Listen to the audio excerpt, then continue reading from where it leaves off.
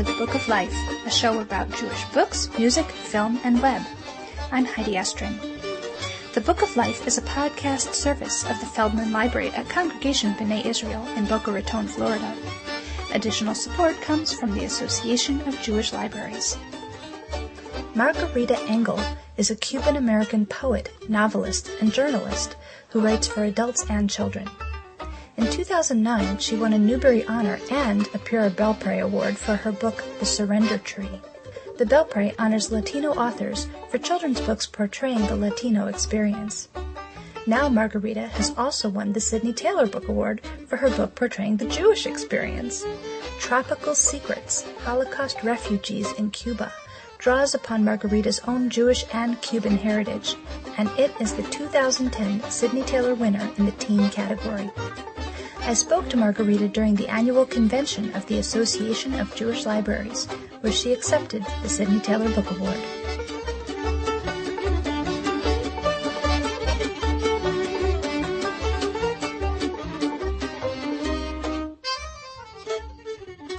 So I'm sitting here with Margarita Engle, the gold medalist for the teen category of the Sidney Taylor Book Award this year for Tropical Secrets.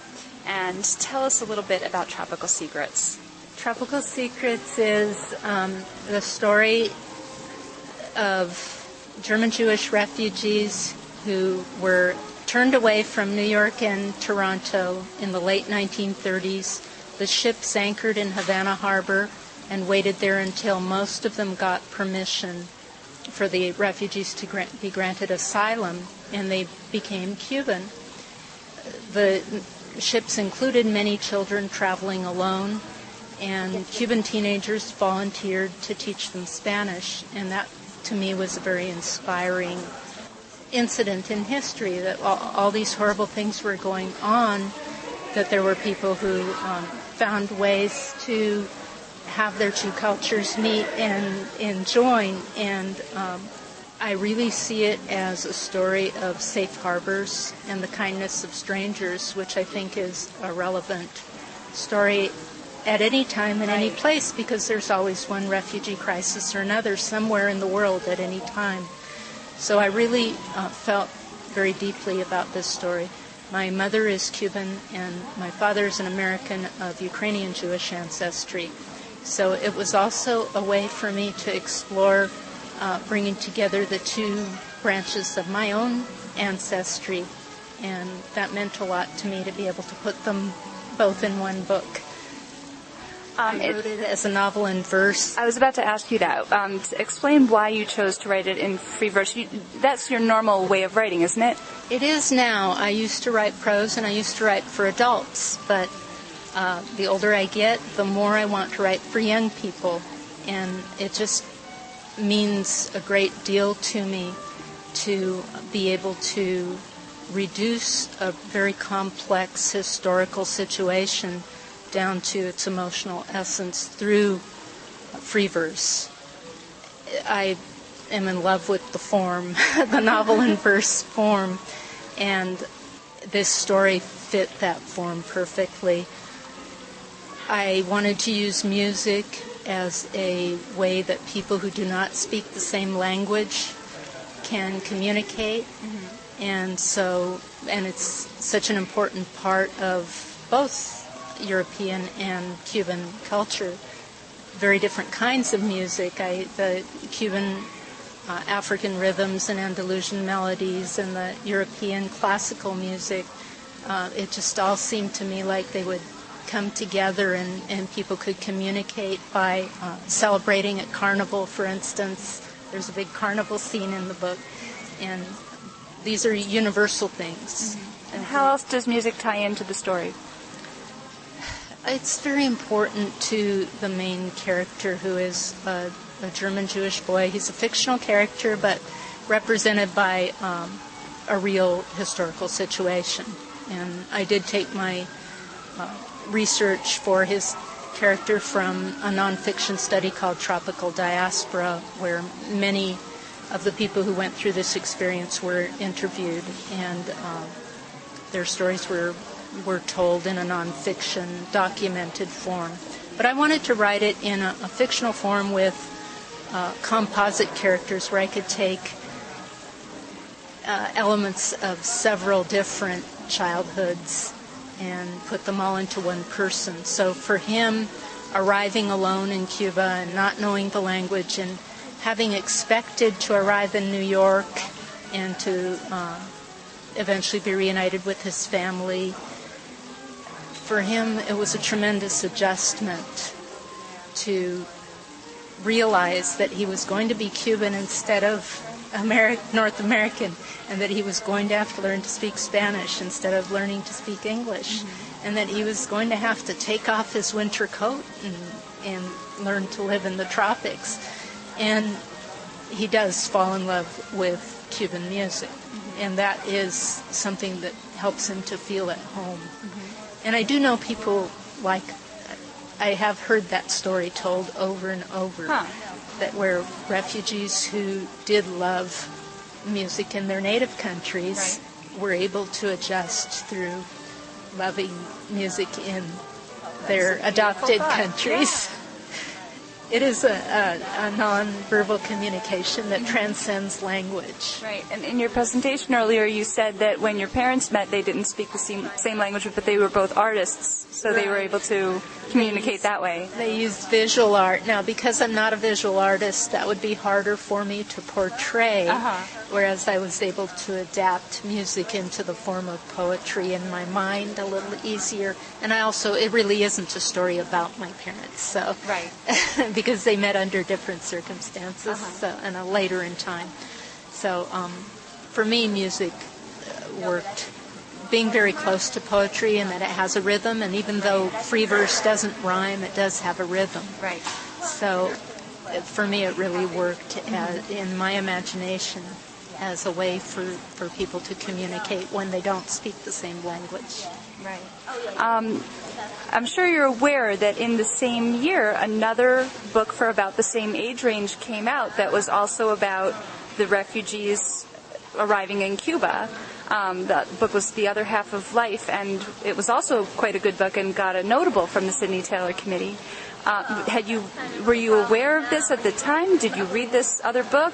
What's your response to? I was not. Writers are extremely isolated people working in personal solitude and in vacuums where we have no idea what other people are working on. So we're like in our little parallel universes. And I didn't know about that book. I'm really intrigued and I would love to read it. It's interesting to me that the topic for that book was the St. Louis, because that's the one ship that I made a very conscious decision after doing all my research that I was not going to write about that ship, which was turned away and ended in tragedy for many. I felt like it would be too much to try to fit that story and the story of the people who stayed and were accepted as Cubans and did receive asylum. To fit all that into one book would have been too much. So I'm glad that somebody else was working on the part of the story that I decided not to pursue.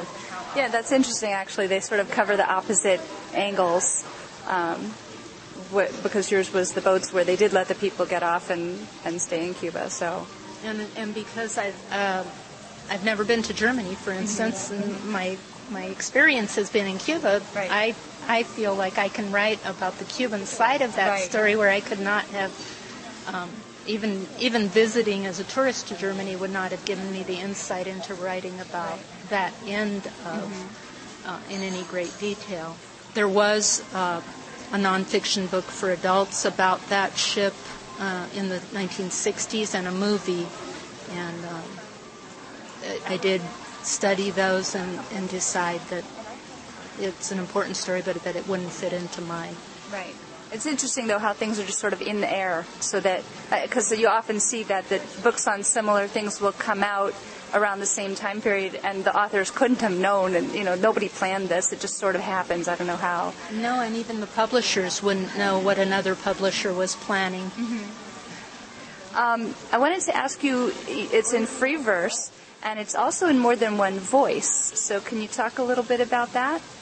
Yes, I actually wrote it in the separate voices as if it were a conversation, although they're not really speaking to each other. It's not like a play where the voices are speaking out loud. It's in their heads. Mm-hmm. It's their thoughts. Right. And explain whose voices we get to hear in the story. Well, we have the boy coming from Germany, and these are young teenagers, 13, 14, as the story progresses. And then a Cuban girl who has a terrible secret that relates to the fate of the refugees. And she does volunteer to help get them settled and teach them Spanish, but she's living with this terrible secret at the same time. And, of course, I don't want to give away the secret, but the title, Tropical Secrets, could be seen on several levels, because the society had a secret, too, which was that the Nazi regime had sent spies into Cuba to stir up anti-Semitism throughout the media, but especially in the radio, at the same time that the ships were arriving. And they were German ships, so they were sent. But at the same time, spies were stirring up anti-Semitism because they wanted the ships to be rejected. They wanted the world to perceive Jews as being unacceptable anywhere, even in a small, racially mixed, poor country. So there are secrets on both the personal and the society levels. And then isn't there one more voice? Yes, her father does speak also, and there is an older man, an earlier refugee from pogroms, and he, to me, his adult voice mixed with the teenagers' voices was actually very important, because he was able to perceive things from a different side of the refugee experience than someone who's just going into it. He'd been there a while. Right. He'd been there and already considered himself in many ways to be part of the country that had adopted him, that he had adopted. Most of your books have something to do with Cuba. Yes, my mother is from Cuba, and we used to visit in the summers, extended visits to the extended family, long visits when I was a child, and I became very deeply attached emotionally, not only to the extended family, but also to the actual place. Right. And, right. So what I wanted where I wanted to go with that is, this is probably the first time you've won an award from a Jewish angle. You know, the Sidney Taylor Book Award is for Jewish content in children's literature. I know you're an award winner, but this is a different kind of award. So were you surprised? I was surprised and really very, very deeply honored, and I'm really grateful. The way that it was worded to me when Kathy Pinchuk told me, when she called and told me that the Sidney Taylor Award Committee had chosen Tropical Secrets, the way that she worded it was to tell me that it's an award for an authentic Jewish experience. And the word authentic meant so much to me because, of course, I'm not a refugee. I'm the descendant of refugees, but I'm not a refugee. So for me to know that I had been able to somehow interpret and communicate an experience that I haven't actually endured myself really, really meant a lot, and I'm profoundly grateful for that. Excellent. Is there anything you wish I would ask you that I haven't thought of? Wow. If you ask me about the cover illustration, I'd love to say that I'm really grateful to my editor, Reka Simonson, for choosing Raul Colon to do that illustration, and to him for doing such a beautiful job, because I think it was an incredible challenge to take this story and be able to portray in a single illustration, the cover, to be able to portray both the dreary gray background, not just dreary, but sinister, dreary gray background of the smokestacks of the ship and the world being left behind that's in war and in turmoil and where there's danger and hatred and fear. And to be able to put that in the exact same illustration as a lush, tropical, welcoming growth of green leaves in the foreground, and to have the boy's face in kind of a state of shock and wonder as he approaches his new life and wonders what's happened to his family back home. To fit all that into a single illustration was just like magic, and so I'm really, really grateful. Yes, and congratulations to Ro for 2 years running, because he was the illustrator of our gold medalist last year for the picture book category, for the younger readers category, for As Good as Anybody, written by Rich Michelson. So he's doing great work. It's too bad that with our older readers categories we don't actually bring in the illustrator to receive the award, because it's only the cover, but still he should get credit for doing such a great job. Yes, and the editor for choosing an illustrator Editors who could lots more credit than they get. For choosing an illustrator who could bring that glow of light into a dark topic. Yes. Okay, well, Margarita, thank you so much. Thank you. And congratulations. It'll be great to see you get your award tonight here at the Association of Jewish Libraries Conference. Thank you so much.